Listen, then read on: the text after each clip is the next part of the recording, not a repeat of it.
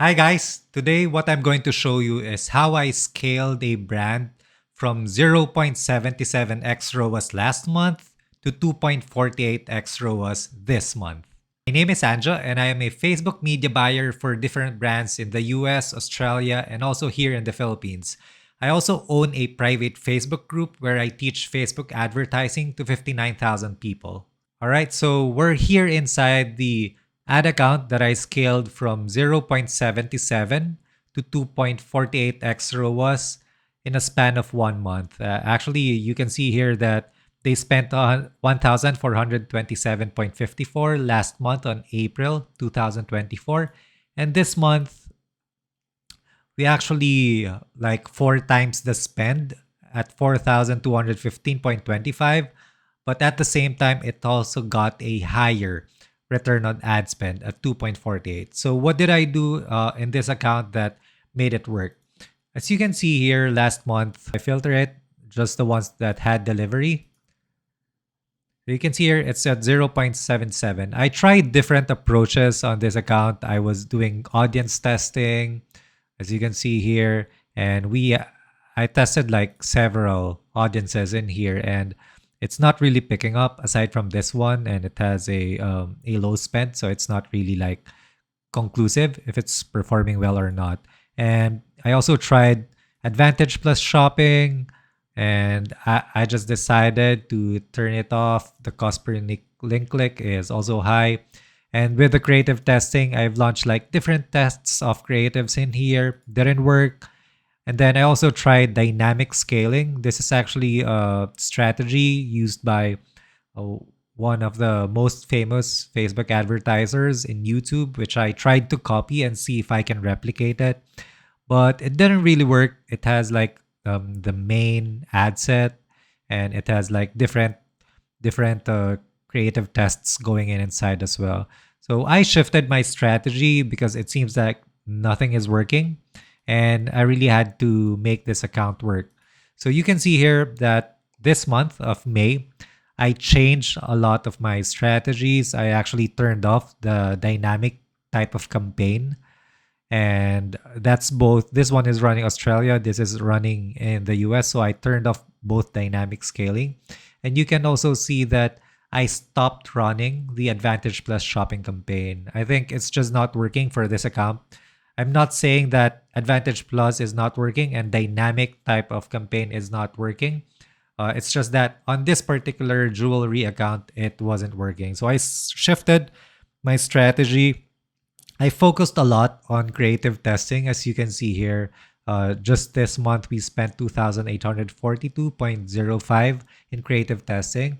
And the way I did this is when you go inside, when I run creative testing, I usually have between 2 to 6 creatives inside an ad set, which has pretty much like the same design inside. And just like I'm changing different variables inside the creative just to see if it's going to work or not. So I started with this one, $28. I had 3 creatives in here. It's a split type creative. And I just turned this one off. And then I launched this second one. You can see here by the naming convention. And this one is already scaling at $120 a day. It got 3.46x ROAS, but I also optimized it and turned off this creative inside. So it's also a split type creative, but I turned it off because I saw that these two had the most potential inside the account. So that one is working great. It already has like several purchases, like 10 and 2 here. That's why I keep on adding up budget into this particular creative testing. The thing with creative testing is I separate it per ad set, but once I see it working, usually other people, the strategy is you transfer it to another campaign. I don't do that at this moment because I want to see if it's going to be stable along the way. So if it continues to perform, I will just keep on scaling on this particular ad set, and then I'll be launching more creative tests within this particular campaign. And this is an ABO campaign, so I'm the one deciding on the budget in terms of on the budget that is going to get spent on creative testing. This is also a test that I launched. I optimized it.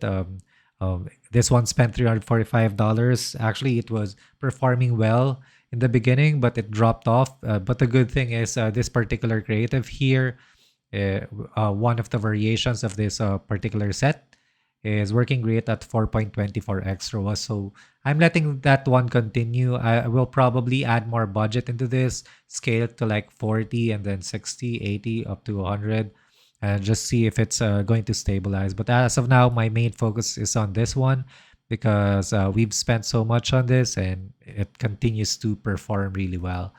For the other ones, I am also running like an audience testing, and with the audience testing, I was testing out like different interests here just to see if we can get something to work. Uh, this is not yet conclusive. This one, Goldfield Jewelry, is getting 12.02x ROAS, but it only spent $56. So we don't know if it's going to sustain. I was just trying out if we can get like better audiences compared to the ones that we are running on broad. Because if you can take a look at the creative testing, all of these creative testing that I'm doing are running on broad targeting, no interest targeting. Uh, the mindset here is if something works in a broad targeting, there's a bigger chance that it's going to work also on interest based and lookalike audiences. But I mean, if you can get it to work in broad and scale it from there, I would just concentrate on broad targeting. And then I also set up a retargeting campaign. For the retargeting campaign, I don't you can see here under the delivery column that it's learning limited, but it doesn't matter as long as it's giving me like a 5.56x ROAS. That's fine with me. And I just stacked here all the Facebook, IG, and those who viewed content, viewed the product page, and added to cart for the past 180 days. I just stacked them all together because this is a pretty new account. So there's not much traffic on the website. If I just run on view content and add to cart for the past 180 days, I tried it before, it wasn't spending because there's not enough audience in the funnel. That's why, although you can see here just for the past 7 days, we spent like $15 per day and the frequency is at 3.67 only. And that's like including almost all of the traffic in our ads and also in the website. And that's how I set things up inside the ads manager right now. And I hope you learned something with this particular setup that I currently have. Actually, it's getting better now because if you take a look this month, it included the two dynamic campaigns that I tested, which didn't work. But if we're going to take a look at just the past 7 days, it's actually better at 3.99x ROAS. So it's just going to continue to get better as we optimize along the way. And that's it. That's how I set it up. You can try this kind of setup in your ad account and hopefully it helps you. If you like the content that I'm making and you're learning from it, please make sure to like this video, subscribe, and also share it with your friends or other media buyers.